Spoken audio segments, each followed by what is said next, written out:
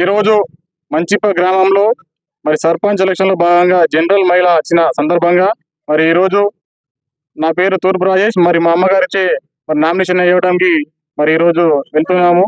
మరి దాంట్లో భాగంగా మరి ముఖ్యంగా చెప్పుకోవాలంటే మా గ్రామం అనేది తెలంగాణలోనే మరి ఒక ప్రత్యేక గ్రామంగా నిలిచింది. ఎందుకంటే కాళేశ్వరం ప్రాజెక్టులో ఓవరాల్ గా తెలంగాణలో ఎక్కడ కూడా రీడిజైన్ అనేది అడ్డుకున్నది లేదు.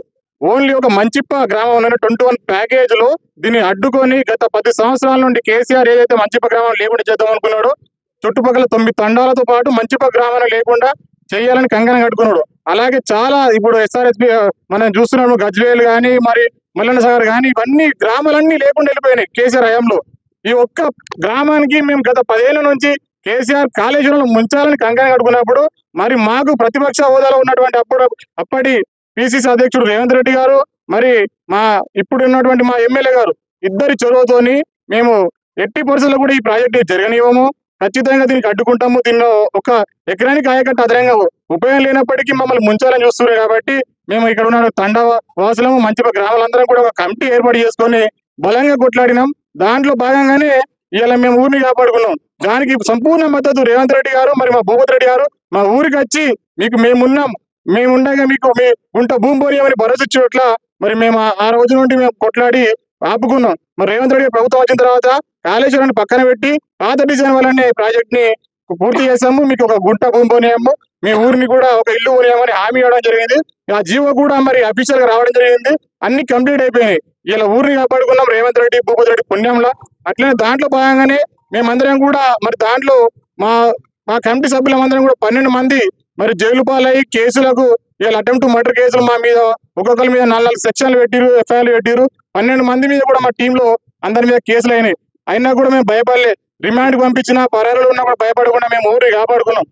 అట్లనే అందులో భాగంగా సర్పంచ్ ఎలక్షన్లు గత 2 సంవత్సరాల క్రితం వచ్చేటి మరి కొన్ని కారణాల వల్ల లేట్ అయినప్పటికీ కూడా ఇలా సర్పంచ్ ఎలక్షన్ లో కూడా మరి మా వంతు ఉండాలి. మేము ఊరిని కాపాడుకున్నాం.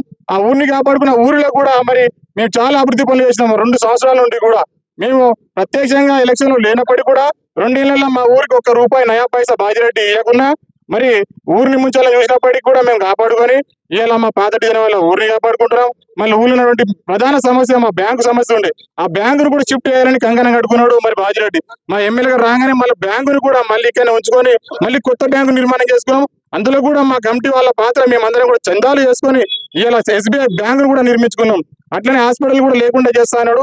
ఆ హాస్పిటల్ కూడా మళ్ళీ మేము మొన్ననే ప్రారంభించుకున్నాం. మరి వాటర్ సమస్య కానీ మరి మండలిలోనే అత్యధికంగా ఇందిరా మీన్లు మా గ్రామానికి మంజూరు విధంగా చేసుకున్నాం. ఎందుకంటే మా గ్రామంలో అత్యధిక లేని వాళ్ళు ఏదైనా ఉన్నారంటే జిల్లా మొత్తంలో మా మంచి పనే. ఎందుకంటే మేము శివారు కోల్పోయి 2 చెరువుల వల్ల మరి ఉపాధి లేక మా వాళ్ళందరూ కూడా అడ్డక్కులుగా మారి నిజామాబాద్ మరి వాచ్మెన్ గా వేస్తారు. కాబట్టి మా అందరికి ఖచ్చితంగా ఇల్లు ఇవ్వాలని చెప్పేసి మరి మా ఎమ్మెల్యే గారు చెప్పడం వల్ల మండలంలోని అత్యధిక ఇల్లు కూడా ఇందిరా మీన్లు మా ఊళ్ళోనే పెట్టిరు. కాబట్టి మేము రానున్న రోజుల్లో కూడా మా గ్రామానికి అన్ని ఏవైతే మాకు ఇంకేం అవసరం కళ్యాణ మండపం కానీ మరి పెద్ద ఇంకా 30 పడకల హాస్పిటల్ కానీ మరి ఇంకా మా ఊళ్ళో 200 ఇండ్లు ఇందిరా మీన్లు కావాలన్నాం.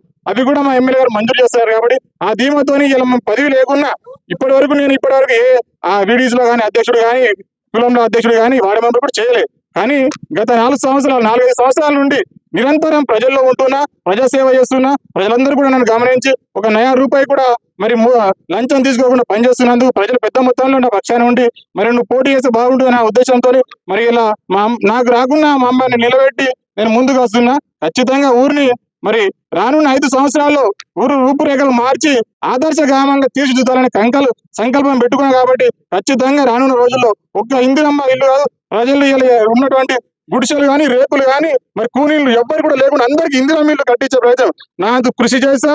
మరి రానున్న రోజుల్లో విద్యా పరంగా కానీ ఉపాధి పరంగా కానీ మరి రోడ్లు డ్రైనేజీలు అన్ని కూడా ప్రతి ఒక్కరికి పార్టీలకు అతీతంగా అందించి ఊరిని ఆదర్శ గ్రామంగా తీర్చిదిద్దాలని సంకల్పం కట్టుకున్నా.